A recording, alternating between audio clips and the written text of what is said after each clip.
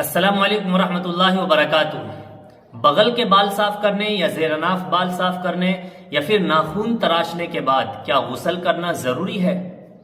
یا پھر ایک شخص ناپاک تھا اور ناپاکی کے بعد اس شخص نے غسل کر لیا، پھر خیال آیا کہ مجھے تو بغل کے بال صاف کرنے تھے یا زیر اناف بال صاف کرنے تھے یا ناخن تراشنے تھے، تو کیا ایسے شخص کو دوبارہ غسل کرنا پڑے گا؟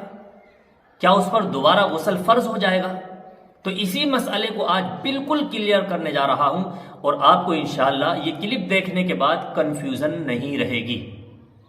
سب سے پہلے آپ یہ سمجھیں کہ بغل کے بال صاف کرنے یا زیر ناف بال صاف کرنے یا پھر ناخن تراشنے کے بعد غسل کرنا ضروری نہیں ہے، اور غسل کرنا کوئی فرض بھی نہیں ہے۔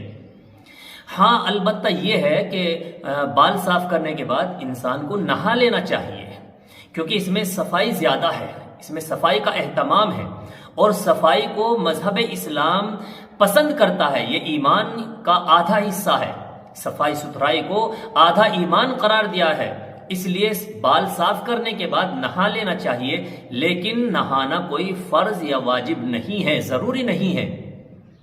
اسی طرح یہ مسئلہ سمجھیے کہ ایک شخص نے ناپاکی کے بعد غسل کیا اور بعد میں اس کو خیال آیا کہ مجھے بغل کے بال یا پھر زیر ناف بال یا پھر ناخن تراشنے تھے۔ اب یہ شخص سمجھ رہا ہے کہ اب مجھے دوبارہ نہانا پڑے گا، ایسا نہیں ہے۔ وہ ناپاکی سے پاک ہو چکا تھا، اب وہ ناخن تراشے یا بغل کے بال صاف کرے یا زیر ناف بال صاف کرے، اس پر دوبارہ غسل کرنا ضروری نہیں ہے۔ وہ اس کی سمجھ ہے کہ وہ نہائے یا نہ نہائے، لیکن اس کے اوپر غسل کرنا ضروری نہیں ہے۔ امید کرتا ہوں یہ مسئلہ بالکل کلیئر ہو گیا ہوگا۔ اللہ تعالیٰ سمجھ کی توفیق عطا فرمائے۔ السلام علیکم ورحمۃ اللہ وبرکاتہ۔